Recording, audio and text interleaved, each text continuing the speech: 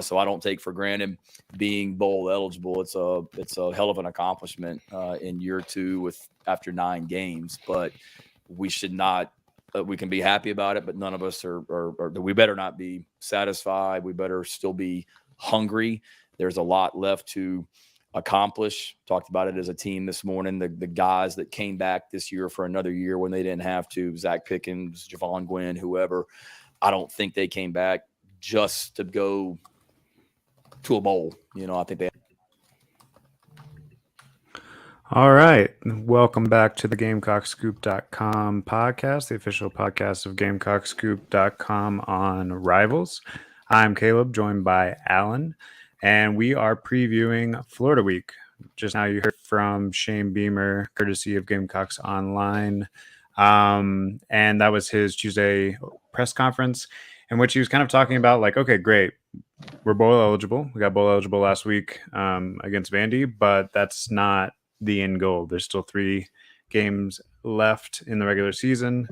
And some pretty big opportunities through this quote unquote orange crush, where I saw was it Sapikov that just kept asking about the orange crush to pretty much everyone this week. But it's a fun nickname, and it's an appropriate nickname. I mean, you got Florida, who's traditionally pretty good, and definitely, I would say on paper, probably equal or better than South Carolina, especially at home. Better, I would say, on paper. And then you have 2 games back to back against teams that were just ranked in the top 5, although they both took a loss, but still, very dangerous. So yeah, I mean, appropriately named, and that kicks off with Florida. Before we get too deep into the weeds on the Florida game, I do want to talk recruiting like we do at the beginning of every episode. I think we're going to talk a little bit of basketball, maybe the wrap up to fall baseball for like 2 seconds, and then we will get real deep in the weeds of Florida here. So recruiting, kind of an interesting week. A little up and down. Yesterday was men's basketball signing day, and South Carolina fans will be happy to know that both Arden Conyers and Colin Murray Boyles, both in-state 3-star guys, but ranked by Rivals, both sent their letter of intent yesterday. So that's all done. No dramatics there. Nice and easy.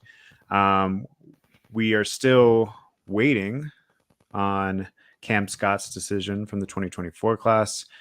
Could be sort of narrowing that down, but he's got some time, and we'll kind of keep you in the loop on that. Football-wise, 2024 DB commit Carson Hobbs, who committed back in summer after a visit, flipped to Notre Dame this week. So now you're back to just one 2024 commit, which is Dante Reno. Adam Gorney with the Rivals national site had me do like a sting factor for this. And I put it pretty low, honestly. Not that Hobbs is not a great athlete. He really is. But, he got offered by Notre Dame after visiting there last weekend. By the way, if you want these little like tidbits early, join us on the Insiders Forum on GamecockScoop.com. Monday, we had the news that he had visited Notre Dame and could be potentially flipping. And then when he decommitted, I kind of let everyone know what was happening there before it officially came out. So yeah, Insiders Forum. You get a little ahead of time news sometimes there. But anyway, I don't think it stings too bad. Like, you're pretty far out. This staff has proven that they can recruit DBs, if no other position. I mean, that's not me making a comment on the other positions. I think that they've recruited well pretty across the board, but DBs in particular, you got 2 freshmen starting right now from that 2022 class that, is still them trying to build their recruiting footprint, and they've already got a couple of hits there. So I think that they'll recover here. Carson Hobbs is going to his dream school in Notre Dame. It'll be all right. I don't see them continuing to pursue that unless the wheels fall off at Notre Dame or something, which it doesn't seem like it's going to happen because they just got a big win last week. Only other little recruiting note I have right now, although I'll have a lot more tomorrow in their weekly recruiting wrap up on GamecocksGroup.com, is that there are some whispers out there. Not whispers, it's from Nick Harbor himself, that Nicholas Harbor is trying to make another visit to South Carolina next week for the Tennessee game. So that could be cool. Although you think about it, he was here for Georgia, and then if you get shellacked by Tennessee, he's going to see South Carolina get beat pretty bad twice in a row. But we're going to be optimistic, and maybe that won't. You also will be making an official visit for the Tennessee game. That's right. I'm working all that out right now. My wife, who is very much not a college football fan and is from New England and could care less, is also going to be in the stands for the South Carolina-Tennessee game. So, hopefully it's a good showing and I can get her a little bit more on board. I mean, she likes that this is my job and I'm happy. So, all right. So that's pretty much it recruiting wise. Like I said, I'll have a lot more on the weekly recruiting wrap up. And obviously next week we'll have a lot more on that full visitors list for Tennessee, which is I'm expecting to be pretty extensive as the last home game of the year. Also, a lot of high schools are kind of wrapping up their seasons, kind of opening up things for recruits across the country, unless they're, pushing into the playoffs or whatever. All right. We got some basketball this week, some official basketball. So Monday night, women's basketball team played East Tennessee State. East Tennessee State got a national championship banner. They got national championship rings. And then they immediately went to work on making it happen again. They beat East Tennessee State 101-31. They're really, really good. You guys don't need me to tell you that, but they're really, really good. Yeah. So you don't really have too much to gather from that. I would say that 101-31. Yeah. That score's closer than it looked.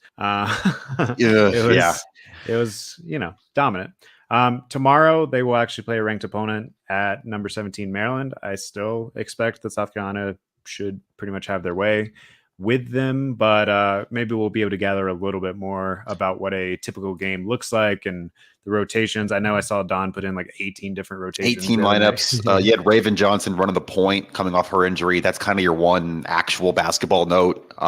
She looked really good, but I think everybody looked really good on Monday. But you're talking about point guards. I know we have a men's basketball point guard note in here too. That's going to be a spot to watch. And if you're interested in point guards, on the women's basketball team, I've got a fun story coming for y'all tomorrow, probably. Keep an eye on that on GamecockScoop.com. And then, in women's basketball recruiting, which unless you're watching this live right now, this will have already passed. But here in about 15 minutes, is it Melissa Fulwiley is set to announce her decision. And everyone's feeling pretty good about where South Carolina stands there. So that'll be something to look back on if you're not listening to this live and see how that turned out. But yeah, so things are rolling right along with the women's basketball team as you'd expect from the defending national champs who are, Dawn's building a dynasty right now, basically, I got a bolo tie this week from my buddy Matt. Shout out Matt, who covers Missouri. He sent me one for if I go to Dallas for the women's Final Four, I can go look full Texas.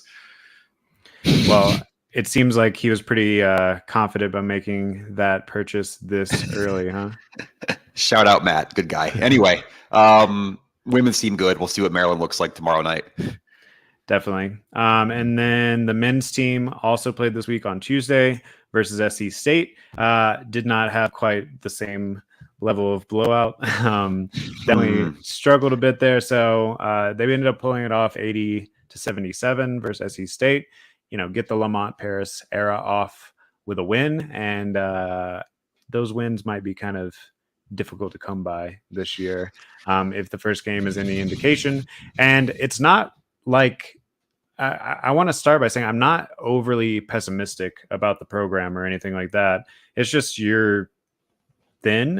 You're getting a ton of people acclimated that have very little experience. And there's going to be a lot of growing pains. But there were some high points. I thought Michi Johnson looked pretty good running the point. Unfortunately, he got hurt 2 or 3 different times in the game. Twice, yeah. The first time he kind of rolled his ankle, was out for 3 minutes, and the second time he got a cramp. And both times that he went out, South Carolina went from looking pretty functional and beating SC State like you'd expect a D1 team to being in a dogfight with SC State. No pun intended, SC State Bulldogs. But so yeah, it definitely seems like a lot of the success or not this season's going to hinge on Meechie Johnson's health. It was good. It was cool to see him be explosive and to run the point both from a scoring perspective and distributing the ball. Double from GG Jackson out the gate. 2 big putbacks, one very late in the game for an and one. Yeah, I thought he and the other 2 freshmen looked pretty good. But again, going to go through some growing pains. The only like negative, I guess you could say, about Gigi's first performance is I felt at times he was pressing. He had 4 turnovers. He was kind of pushing on offense. But also at the same time, a lot of that was when Meechie was out of the game. And I feel like at that point, the team's looking to him and Hayden Brown to kind of get the offense going. By the way, I think Hayden Brown's going to be like a fan favorite throughout the year. Yeah, I do too. He's just one of those hustle guys. He also just seems like he has a really cool vibe. I talked to him back when he was being recruited out of the transfer portal, right before he committed to South Carolina. And I mean, I got really good vibes just talking to him. So I think he's. I tweeted it, but if those of you don't follow me, Allen_Cole. I think Tuesday might have been the first time in college basketball history you had 2 players with a 7-year age gap sitting at the same podium. We had Hayden Brown, who's 24, and GG Jackson, who's 17 post game. It's just it's a fun dynamic between those 2. They both look like they were having a good time. Having said that, I do think that it's kind of my big takeaway from Tuesday is that I don't know what's going to be in February and March when these young players get legs under them, get a full season. But at this exact moment on November 10th, Meechie Johnson is the best player on this basketball team. He's the most important player on this team. They're going to go wherever he can take them. And that's both because he's the point guard. He's going to have to facilitate things. And also because he has the most talent and experience at this level combined, I would say. Yeah. And we kind of question whether or not he was going to fully recover from his injury problems at Ohio State. And I mean, when he was out there, he looked fully healthy and explosive, but I do think it's a little concerning to see him go down twice in the first game. Hopefully that's just like a fluky thing. They were fluky plays, both of them. I mean, a cramp's a cramp. And the first one was kind of just looked like he tripped over himself in transition. Yeah, I mean, it was wide open, honestly. It actually turned out to be a kind of cool play because as he went down, he threw it off the backboard and GG Jackson put it in for a dunk off the backboard. But yeah, it'll be something to watch. After the game, did they say much about his injury status? I'm trying to think now. They said he think he's going to be okay just because he came back in the game both times. Right. We heard that Bosmans Vidonk, who also missed this game, he's the Illinois transfer, that he should be ready to play some minutes tomorrow night. We haven't mentioned that yet. The men are hosting Clemson tomorrow night at Colonial Life Arena. Think he should be ready to go for that game. But Lamont's going to talk again later today, so we should get a little bit more. Yeah, should learn a little more tomorrow for both the men and women. Probably a little more, not probably, definitely a little more optimistic on the women's side.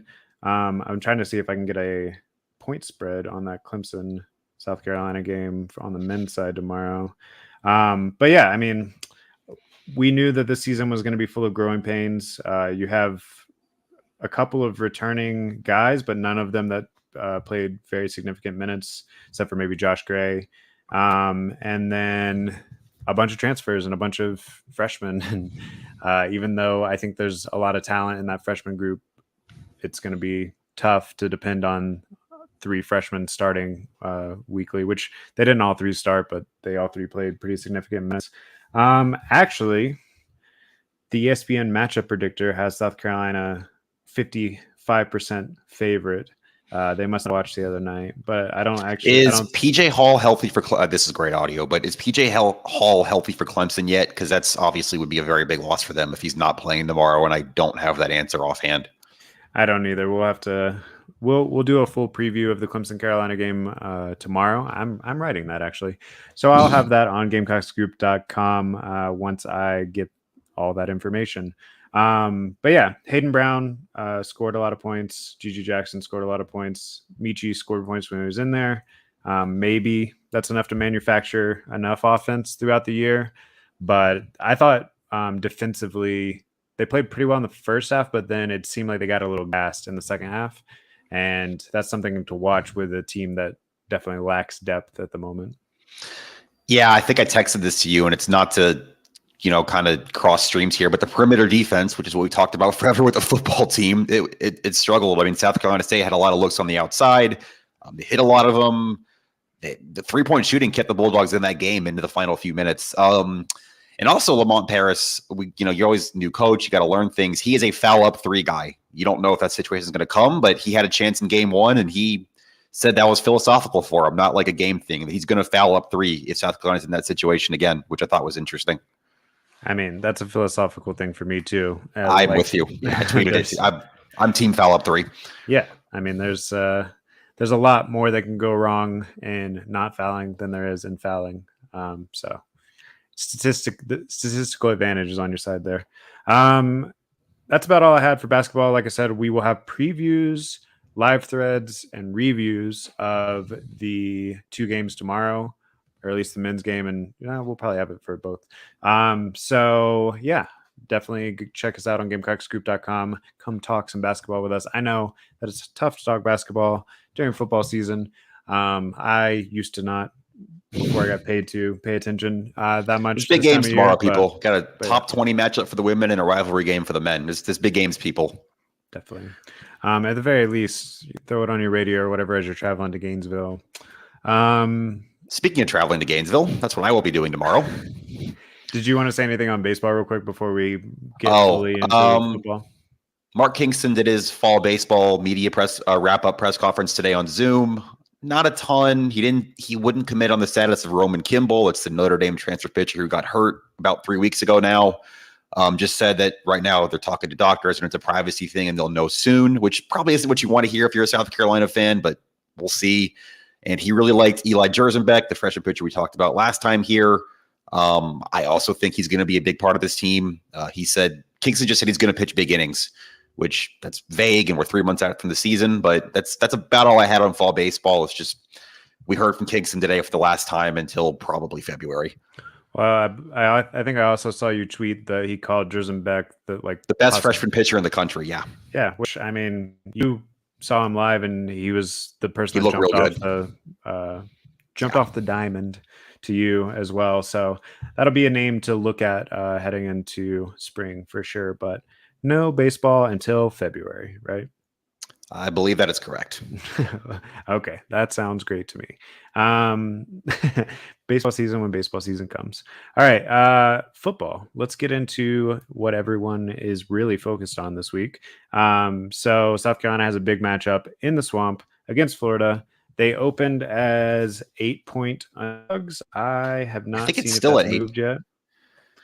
And talked about a little bit on Sunday that feels right for a road SEC game, especially, and this is something that is kind of an ongoing story, especially if you're banged up the way that South Carolina is banged up right now. So what's the latest you're hearing on Marshawn Lloyd, who of course missed last week against Vandy, was pretty limited against Mizzou the week before? Sounds like he's making progress. Beamer did say that he practiced Tuesday.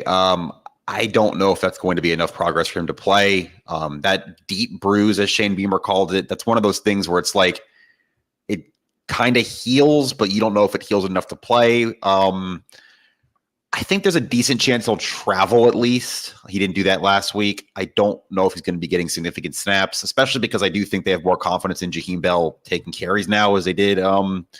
Maybe they did a week ago. Now that they've kind of seen him do it. I don't think he's going to play significant snaps in this game, but I think he could play a few.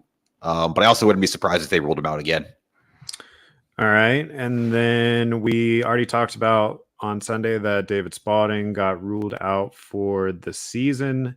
And then we've kind of heard some whispers, which, we try not to go off of whispers. So I'll give you the direct quote that we got from Shane Beamer, but basically that there's some sort of bug going around with the team.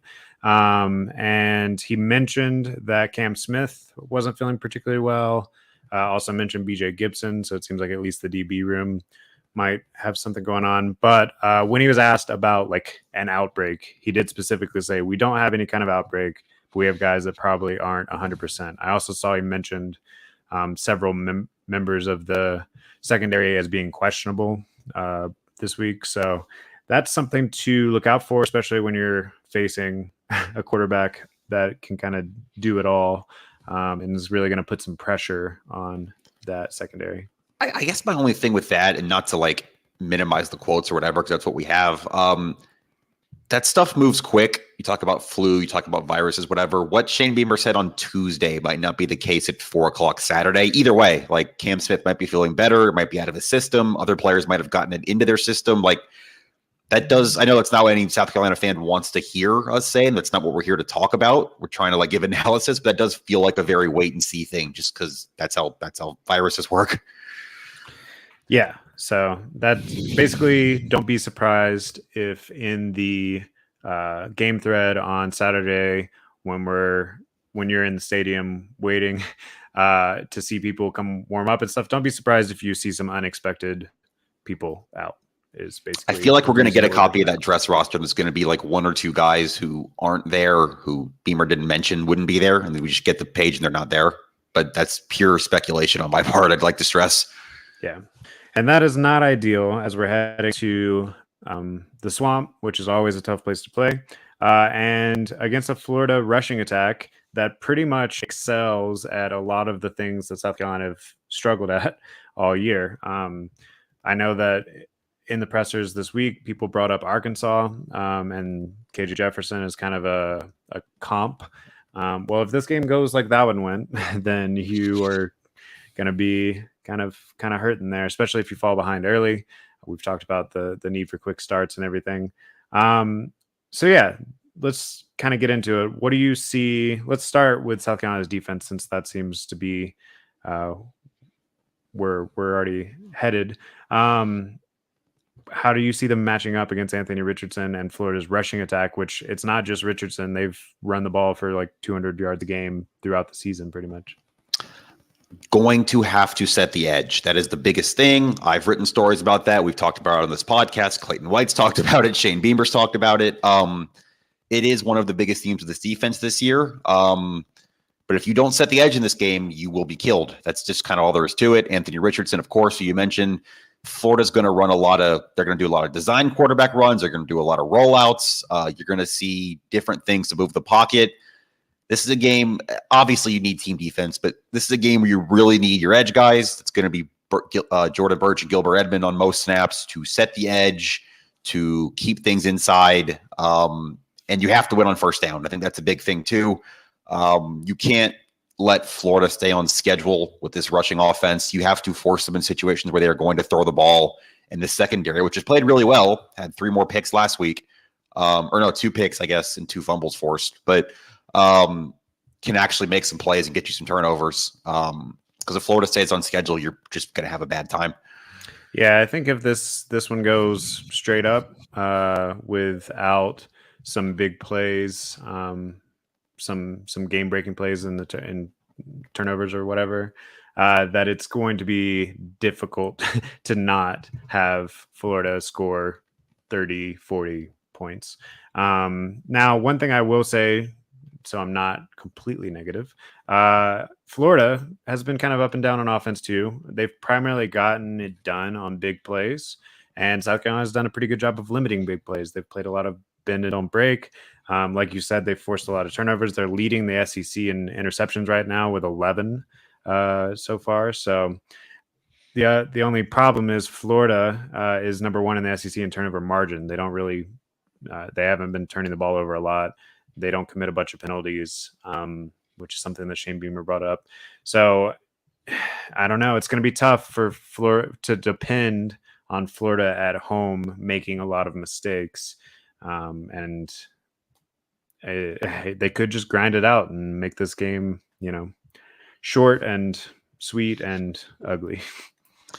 I thought Clayton White said something very apropos about the bend but don't break. He said that their goal is to just not bend, period. You just don't want to bend at all. But if you do, he said that yards aren't points. And basically that means this is kind of going back to the Kentucky model, kind of how they gave up a decent amount of yards to Chris Rodriguez, but Chris Rodriguez never scored a touchdown in that game.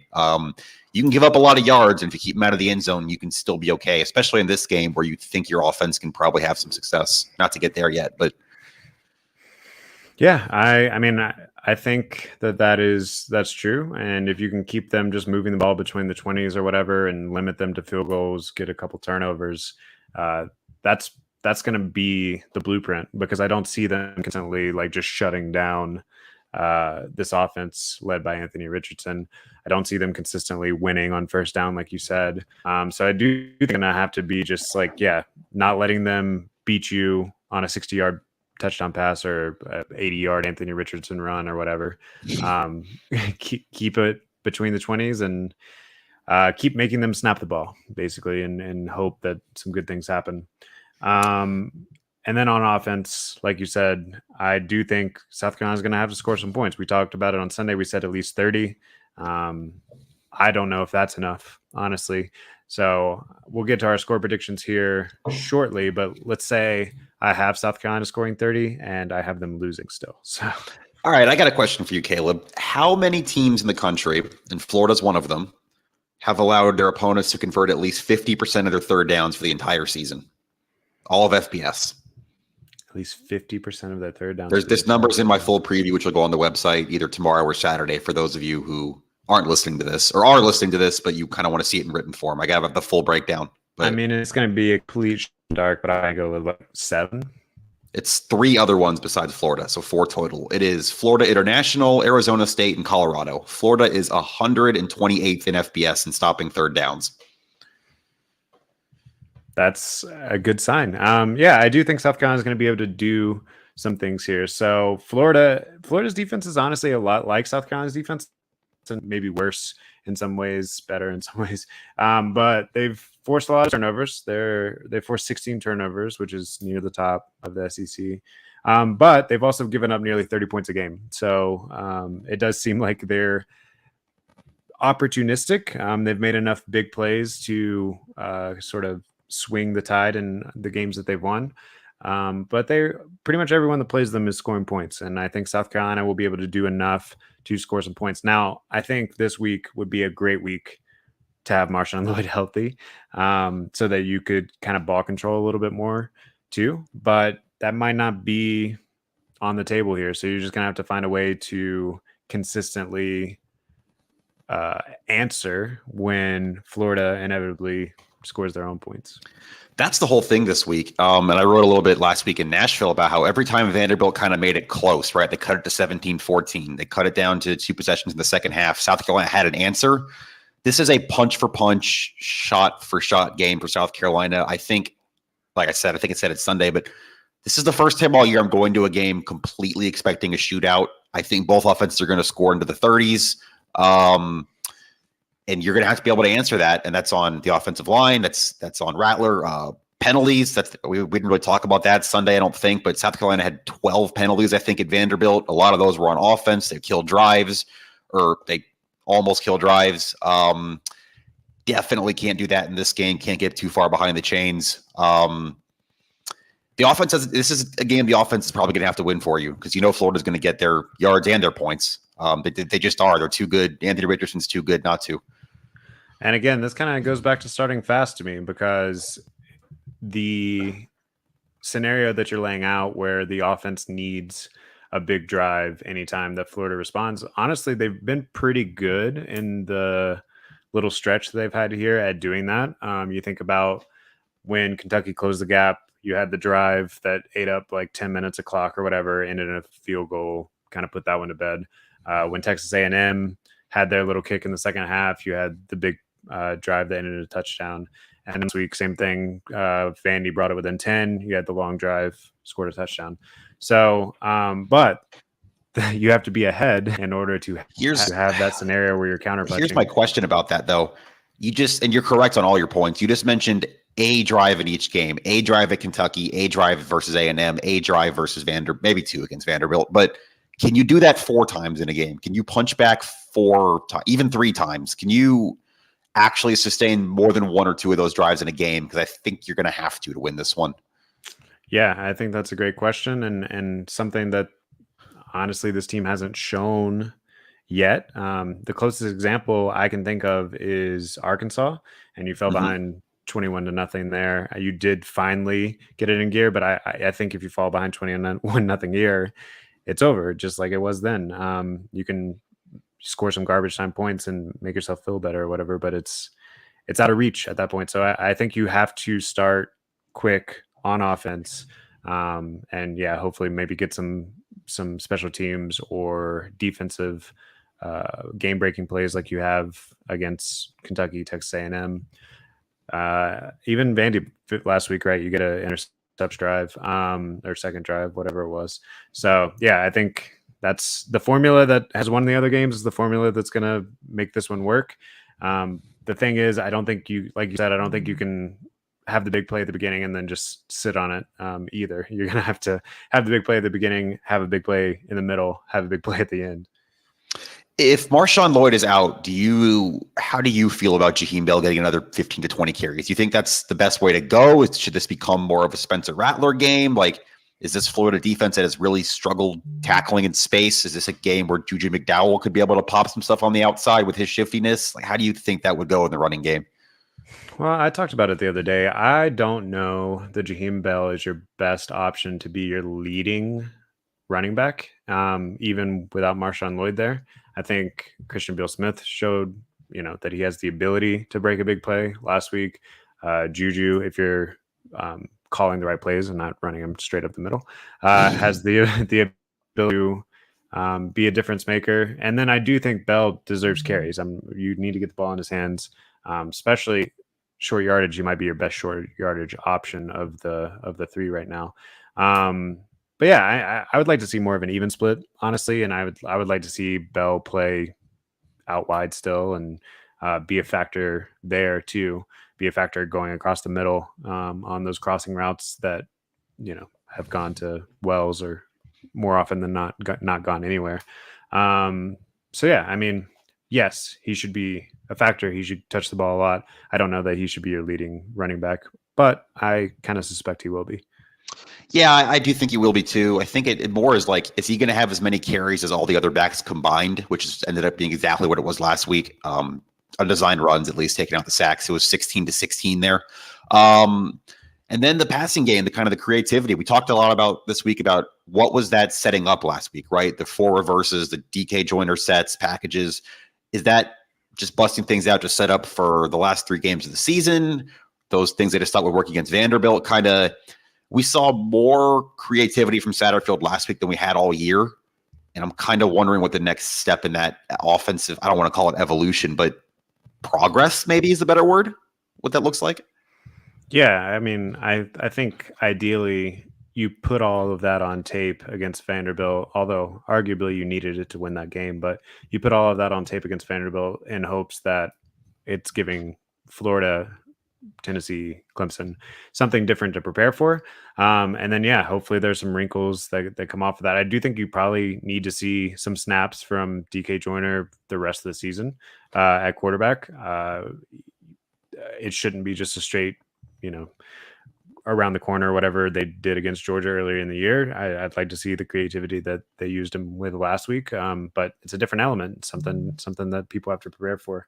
And yeah, I think you are probably going to need to manufacture some points again, because I don't think outside of Lloyd, who we are talking about how not he's going to be, outside of that, I don't know that you've consistently shown an identity enough to say, like, this is the thing that we're going to do and then it'll be Florida. I think it's going to have to be a amalgamation of things. Yeah, you're kind of cobbling together points there, cobbling together drives. I would agree with that. This is going to have to be, very, very rarely do you talk about a time where you're going to score, what do we think they need to win this game? 35, 38, 40 plus points. And it's one player going off. Like, that's just not, you don't get to numbers like that usually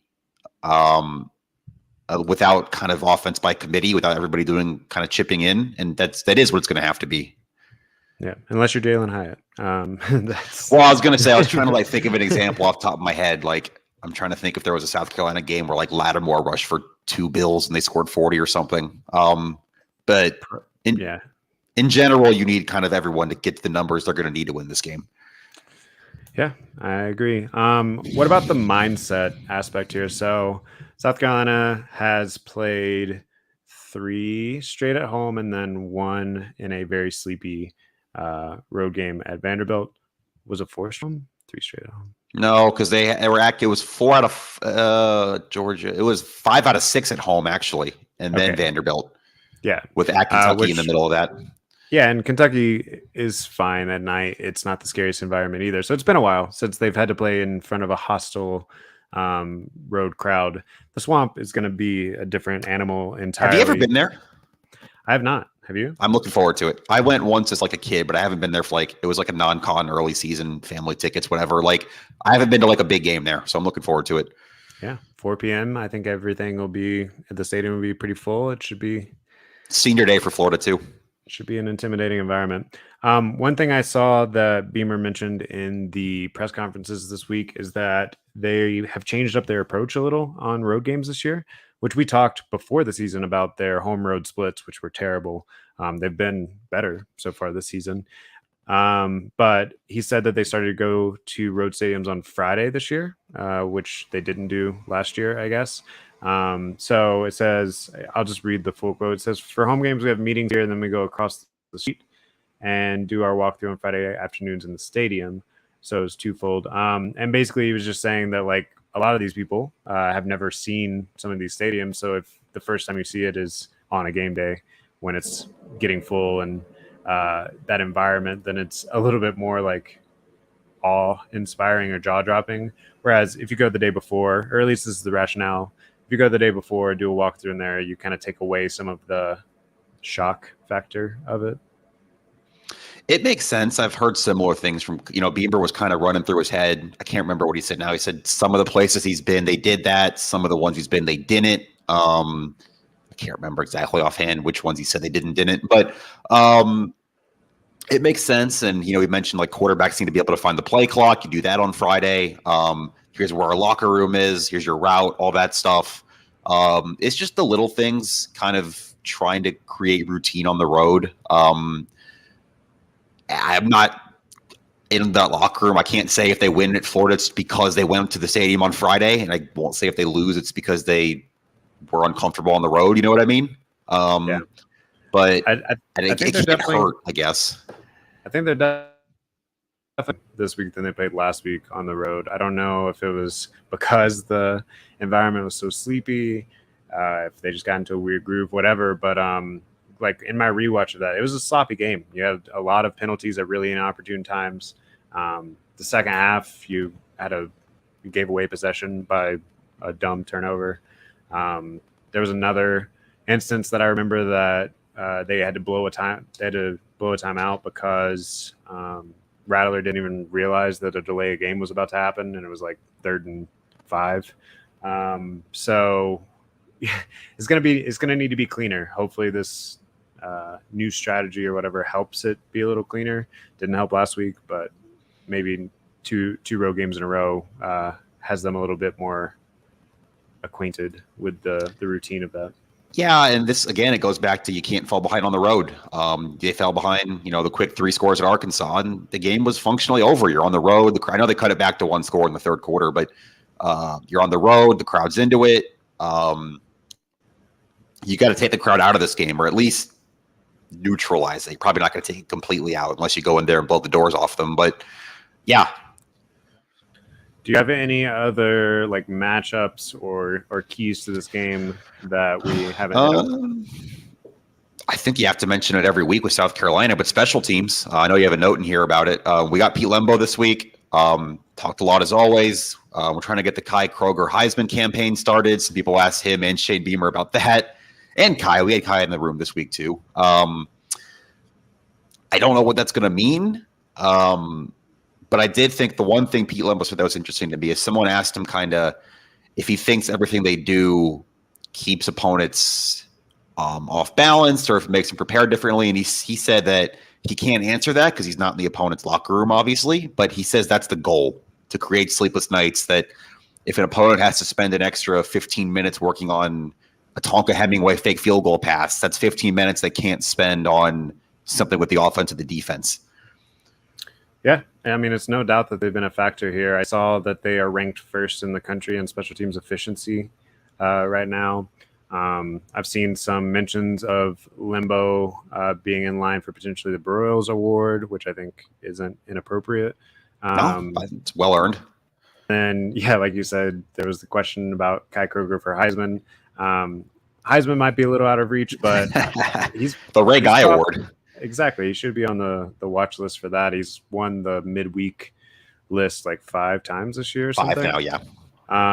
And last week, I mean, obviously he had the big pass to Tonka Hemingway, but there were so many, like when I was watching back, there was 2 or 3 punts that he was like this close to just like letting sit on the 1 yard line and it just rolled over right before. Yeah, he had a 70-yard punt too.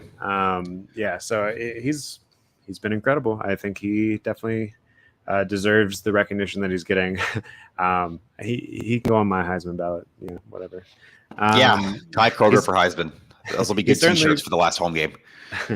He's certainly been one of the most valuable players on the team, so that's all you can. Yeah, I just wanted to throw in special teams. I think you kind of have to every week at this point, the way they're playing. Definitely. All right, let's hear your prediction.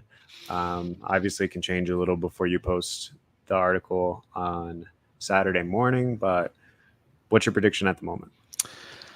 Yeah, it's the first time in a few weeks I haven't picked them, but I'm going Florida 38, South Carolina 33. Maybe that's like a 2-point conversion missed or something in there. The overall talent's close, but I think this is a bad matchup for South Carolina. I wrote this a little bit in my preview, but styles make fights. And Florida's style is not super well equipped for South Carolina's fight, I guess is kind of what I would say. That's not to say they don't have fight or anything, but Florida's well suited to beat this particular South Carolina team and its weaknesses, I think. And I think Richardson does just enough. Yeah, I think both of these defenses are exploitable. But I think you have to put a little bit more trust in Florida's offense to consistently get it done, just because I feel like they definitely know what they want to do. And I feel like South Carolina is still struggling at times to know what it wants to do, especially if Lloyd isn't out there. So I have them a very similar score. I have them losing 38-30. So right on that point spread, I guess. That's a push. I guess I'll have to figure out in my pick if I'm going to have them cover or not. But yeah, right around then. So like I said, we both have them scoring 30, 33, and still not winning the ball game. If it's home, I think I would probably flip it almost exactly. So I do think that this road game in the Swamp is a factor there.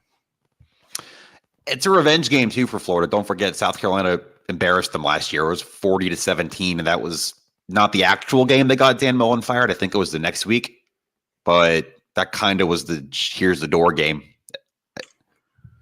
Yeah, definitely. So I'm excited. I think it will be a game with a lot of fireworks. This is what I wrote for my preview for First and 10 Florida. We do a other side exchange every week. Theirs is on GamecockScoop.com right now.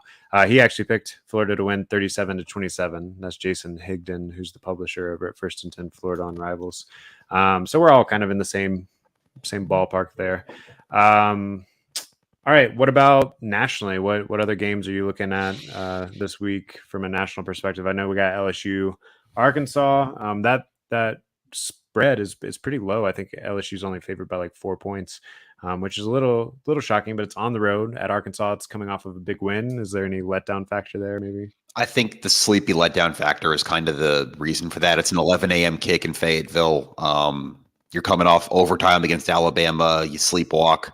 We still don't know about KJ Jefferson's status. I think that's kind of the whole deal there. If Jefferson plays, Arkansas will have a puncher's chance. If he doesn't, I don't think they do.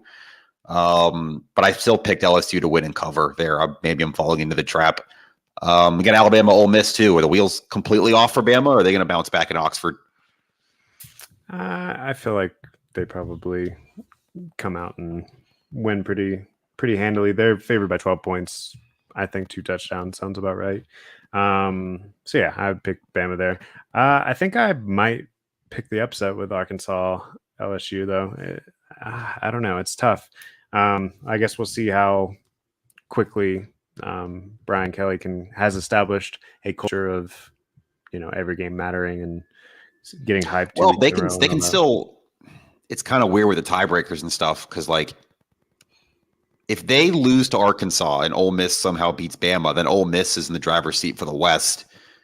But if LSU wins out, they go to Atlanta, and I think they can lose. They can afford to lose one if Bama beats Ole Miss, if I have that right, because Bama 2 conference losses, Ole Miss has 1, but LSU has tiebreaker. I don't know. This is bad audio, but point is, this game still matters for LSU. They're trying to get in the playoff with 2 losses if they win the SEC. I mean, that's on the table. So I don't think there's going to be a letdown. So we'll see. I think Arkansas is better than their record suggests.